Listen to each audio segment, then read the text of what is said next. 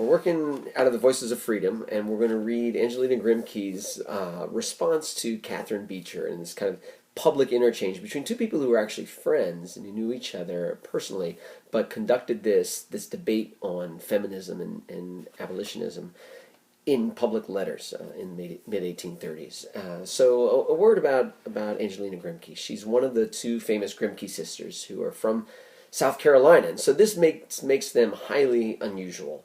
Angelina was the younger sister, 13 years younger than her sister, and her sister Sarah had grown up kind of feeling that slavery was this millstone around her neck, that she was the only person who felt the way she did. She felt that slavery was this moral evil. And of course, she's growing up the daughter of a slave owner. She had her own slave, her own the slave companion who she tried to teach to read, and her father caught her and reprimanded her.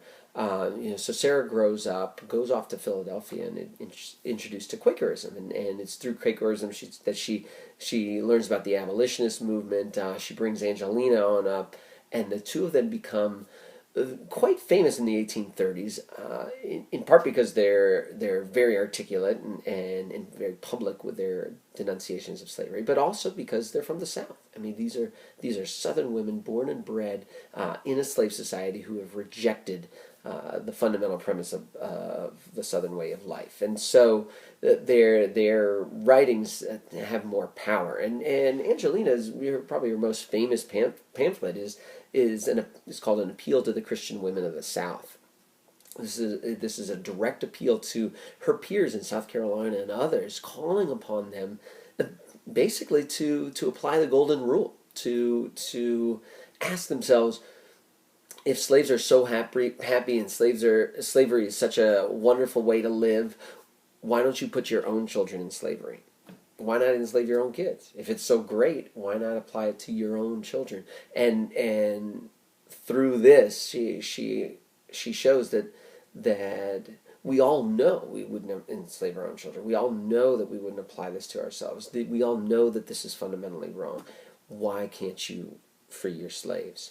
And of course, for this, she's widely reviled in the South. I mean, she spends her whole adult life in the North because it's simply too dangerous. I mean, her pamphlets are burned in the South, and it's just too dangerous to be an abolitionist in the South in the 1830s and 40s. So she gets into this argument with Catherine Beecher, and Catherine Beecher is an interesting person because she's an abolitionist too. She's the sister of Harriet Beecher Stowe, who later writes Uncle Tom's Cabin, perhaps the most influential novel of American history. But Catherine Beecher has a very different perspective on the role of women and what women should do to advocate for their opinions. And I encourage you to read Catherine Beecher's Duty of the American Females on page 232 to 236, because she articulates what is the majority view, the way most people, men and women, generally view the woman's role. Basically, she argues that God, that nature, has created women to be subordinate. And because of that, all of society is premised on this subordination. And once you start advocating for things in public, once you step out of your domestic role, you upset this fine balance that nature has created, and you're going to create all kinds of problems. That everything in society, she argues, is predicated upon females being subordinate. And I'll point you to this one paragraph, bottom of page 233, which is really interesting. She says, woman is to win everything by peace and love. Right? She's upset with the Grimke sisters, and Angelina Grimke in particular, because the Grimke sisters are being very public about their opposition to slavery. Angelina Grimke writes a letter to the Liberator, which William Lloyd Garrison publishes, and in it, she basically says, look, this is a cause worth dying for. We need to fight for this. And Beecher is appalled by this assertion of opinion. She says, women are supposed to win everything by peace and love, by making herself so much respected, esteemed, and loved that to yield to her opinions and to gratify her wishes will be the free will offering of her heart. But this is to be all accomplished in the domestic and social circle, right? You can exert your influence within your own family, like within your own household. Like that's the way you win over, not by argumentation, but by love. And then she says the moment woman begins to feel the promptings of ambition, right? And this is what she sees in the Grimke sisters. She sees them as being too ambitious. Or the thirst of power, her aegis of defense is gone. All the sacred protection of religion, all the generous promptings of chivalry, all the poetry of romantic gallantry depend on woman's retaining her place as dependent and defenseless, and making no claims and maintaining no right but what are the gifts of honor, rectitude, and love. Right? So this here is the clear articulation of what might be called the damsel in distress syndrome, right? That women must be defenseless and dependent. And because of that, men will step in and be chivalrous, right? That's what everything is founded on. And Beecher believes this, right? And then she says that's why women need to step back and be subordinate, focus on the home, focus on educating the young children. Angelina Grimke has no interest in this, and so her letter is a protracted response to it. And I'm not going to go through line by line, but what I want to do is I want to highlight the structure of her argument. We've been talking about this a lot this semester, especially as you're thinking about your papers, and how you create an argument, how you bring evidence to support a particular idea. So we're just going to look through this. And again, she's not writing an historical paper, but she is trying to persuade people. This is a public letter that she's printing in an effort to persuade people to her side. So she starts out with this first paragraph where she explains how the anti-slavery cause is the high school of morals in our land, right? That through anti-slavery, through abolitionism, she's learned about morality, right? And what anti-slavery has taught her and is teaching people is that moral virtue, that slaves have moral virtue, have natural rights because they are moral beings, right? That you can't enslave a person, you can't enslave a man because he has natural rights. Why does he have natural rights? Because he's a moral being created by God, right? And so once you've gained that insight, once anti-slavery, once the abolitionist movement taught her that insight, it's opened up a whole new world for her. And that's how she starts, to show how anti-slavery taught her that moral beings have natural rights. And that's why you can't enslave people, right? At the bottom she says, these rights, bottom of the first paragraph, these rights may be plundered from the slave. You can take them from the slaves, but they cannot be alienated, right? You can enslave a person, but that person still has natural rights because that is part of who he is as a moral being. They are written in his moral being and must remain unimpaired as long as that being continues, right? Okay, so that's what anti-slavery taught her, that moral beings have these natural rights. Well, second paragraph, now she's going to make the connection. She says, well, it naturally occurred to me that if rights were founded in moral being, then the circumstances of sex could not give to man higher rights and responsibilities than to women, right? So if moral beings have natural rights, okay, then women also have natural rights, right? And when I look at human beings as moral beings, then, and she says later, all distinction in sex sinks to insignificance and nothingness. For I believe it regulates rights and responsibilities no more than the color of the skin or the eyes, right? Going back to the connection of the anti-slavery movement, right? It doesn't matter what color a person's skin is, they have moral rights. It doesn't matter what sex they are, they have moral rights. It shouldn't depend on their eye color or their hair color or anything else. We are human beings. We have these natural rights.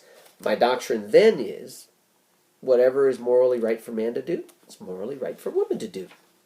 Right? So she's made that leap from abolitionism, talking about the rights of black slaves, to the rights of women writ large. Right? And it's the same fundamental argument. going over to page 238 and 239, her next step is then to destroy the other side, right? Destroy the other side of the argument. She says, okay, well, anything that separates men and women, dysregulation of duty by the mere circumstances of sex, right? Telling people what they can and can't do, or how they should and should be, or what rights they should or should not have based on their sex, rather than by the fundamental principle of moral being, has led to all that multifarious train of evils flowing out of the anti-Christian doctrine of masculine and feminine virtues. So here she wants to destroy the cult of domesticity and this whole ideology based on men and women having separate and hierarchical stations in life. And she calls it anti-Christian, right? She says this is anti-Christian, which is a very powerful argument to use. And reading this paragraph, I have to say it's remarkable. I'm the father of 2 daughters, and I see this all the time in kids' clothing and the toys that they get for their birthday presents. All this messaging where girls are taught, as she would say, woman has been taught to lean upon an arm of flesh, right? To be dependent on someone else, to sit as a soul arrayed in gold and pearls and costly array, right? To be, to wear all this jewelry and makeup and fancy stuff, and to be costumed, and to be worried about clothes and shoes, to be admired for her personal charms and caressed and humored like a spoiled child, right? Women are patronized. They're pitied. They're treated like a child. Or later on, she says women are a mere appendage to men, an instrument of his convenience and pleasure, the pretty toy with which he whiled away his leisure moments, or the pet animal which he humored into playfulness and submission. I mean, she's not holding back here, right? She's not pulling any punches.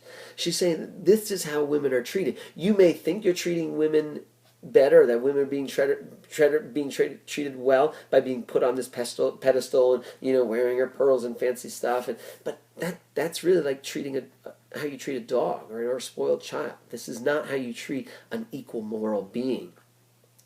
Right? So it has robbed women. Treating women in this way, she says in the middle here, has robbed women of essential rights. The right to think and speak and act on all the great moral questions, just as men think and speak and act. The right to share their responsibilities, dangers, and toils. The right to fulfill the great end of her being as a helpmeet for man, as a moral, intellectual, and immortal creature, and of glorifying God in her body and her spirit, which are his. Right? And when she says help me, she doesn't want people to get a misunderstanding, right? Helpmeet means a companion, a co-worker, and an equal, right? So there she destroys the argument, the anti-women's rights argument on the basis of religion.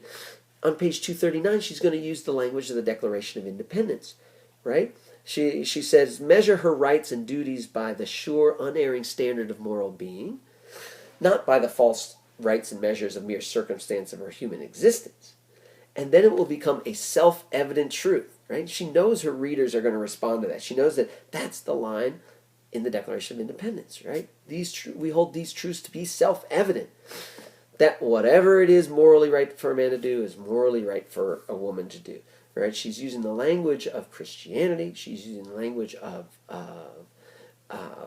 the Declaration of Independence. She's using the language of freedom to make her case that women deserve the rights that men do.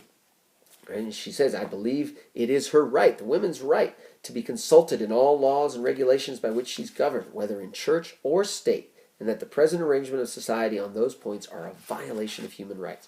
Right? And this is why she's celebrated today as an early pioneer of women's rights. And she goes on to conclude that what this discussion of anti-slavery, the abolitionist movement, what it's done is it's opened up this great opportunity for America to attack all oppression, including the oppression of women, the breaking free of every yoke, so that we can really make this country free the way Jesus Christ wanted it to be free. And that's her perspective and her religious background coming in. She wants to use that language to get people to embrace women's rights. So I want you to explain, for your question, how the abolitionist movement influenced Angelina Grimke's perspective on women's rights.